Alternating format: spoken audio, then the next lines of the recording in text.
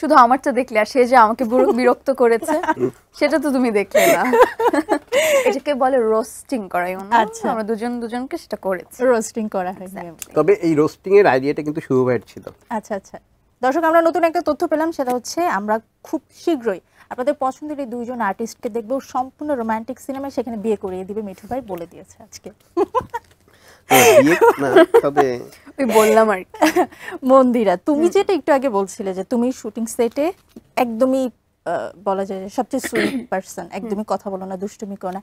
Last ইন্টারভিউতে তো দেখলাম শুভ ভাইকে দারুণ পচিয়েছো, একদমই বিরক্ত করে ছেড়েছো বেচারাকে, কেন এটা করলে? শুধু আমারটা দেখলে আর সে যে আমাকে বিরক্ত করেছে সেটা তো তুমি দেখলে না।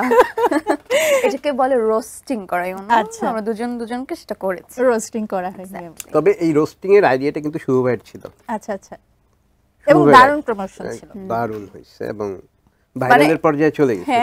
মানে জাস্ট বের হলো আমাদের প্রমোশনাল ভিডিওগুলো, প্রথম যেটা বেরিয়েছিল, আমি জাস্ট সকালবেলা উঠলাম, দেখলাম ভিডিও বেরিয়েছে এবং দেখলাম যে নন স্টপ রেসপন্স আসছে, টেক্সট আসছে এবং হিউজ পরিমাণে জাস্ট ভাইরাল ওটা। এবং আমার কাছে সবচেয়ে ইন্টারেস্টিং লেগেছে তোমরা একদম র টপিক গুলো তুলে এনেছো, আর বায়োপিক করবা, তোমার এই লাইনটা কিন্তু ভাইরাল।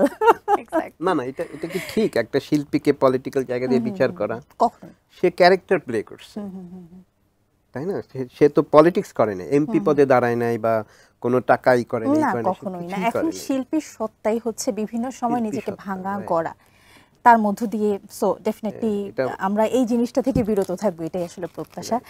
আরেকটা জিনিস মিঠু ভাই আমি বলবো যে আপনার এই সিনেমার সিনেমাটোগ্রাফার যিনি ছিলেন, মানে আমার পক্ষ থেকে, আমি পার্সোনালি অ্যাজ এ অডিয়েন্স, আমি ট্রেলার যেহেতু দেখেছি, তাকে একটা বিগ থ্যাঙ্কস দিতেই হয়।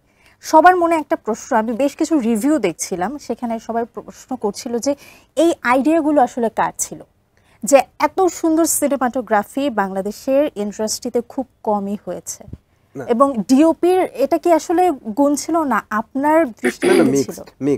মিক্সড। এটা ডিওপি, নট অনলি ডিওপি একার, সবাই মিলেই এই ডিজাইনটা করা। আমাদের প্রি প্রোডাকশন হয়েছে 6 মাস। আচ্ছা আচ্ছা, ডিওপিকে আমি ধরে নিয়ে আসছি 3 মাস, বিভিন্ন জায়গা থেকে বলতাম আসেন, এই শর্ট ডিজাইন হইতো। সেই ডিজাইনের ফলাফল স্ক্রিনে আজকে সবাই পাচ্ছে। তবে ডিওপির চেষ্টার কোনো ত্রুটি ছিল না বা চেষ্টার কোনো কমতি ছিল না, নিঃসন্দেহে সে যথেষ্ট এটা শ্রম দিয়েছে, মানে এটার আউটপুট সবাই দেখতে পাচ্ছে। নিঃসন্দেহে অ্যাক্টিং যারা করেছেন তাদের প্রশংসায়, যেমন পঞ্চমুখ আমি একটা ডিফারেন্ট পেলাম।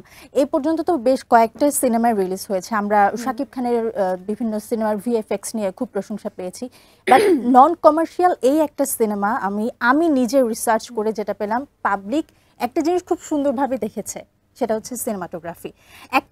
একটা সিন আমি স্পেসিফিকলি বলবো, যেখানে শুভ ভাই এবং আরেকটা ক্যারেক্টার ছিল, পিছনে আপনারা যে একটা দরজা রেখেছেন, দুই পাশে 2টা লাইট, দরজাটা সমানভাবে বন্ধ, তার উপরে একটা দরজার মধ্যে লাইট, মানে নিঃসন্দেহে এত সুন্দর কালার গ্রেডিং, রাইট, 2 এর যে একটা জ্বালা ছিল মিডলে, এটা অনেক জায়গায় ছিল, কস্টিউমের ক্ষেত্রেও ছিল, তারপরে আপনার সেট ডিজাইনের ক্ষেত্রে ছিল, তারপরে বিশেষ করে আপনি যখন সংলাপে যাবেন, এই সংলাপে দেখবেন যে আপনার বুকিশ কোনো সংলাপ নাই, একদমই নেই। আপনি পুরো সিনেমার সাথে মনে হয় এইভাবেই তো আমি কথা বলি, এইভাবেই তো যাই, একদমই বর্তমানের সঙ্গে একদমই বাস্তবিকতার এবং সঙ্গে। সবচেয়ে বড় কথা হচ্ছে যে এই সিনেমায় আমরা একটা দীর্ঘ সময় রিহার্সাল করছি।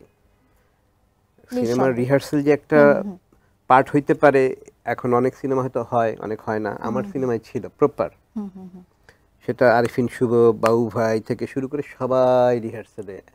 মন্দিরাকে আমি একদিন পাইছি রিহার্সালে, আমেরিকাতে বসেছিল, এয়ারপোর্ট থেকে নেমে সোজা রিহার্সালে ঢুকছে, একদম সোজা। তাকে একটা থ্যাঙ্কস দিতেই হয়, শি ওয়াজ অলসো ডেডিকেটেড।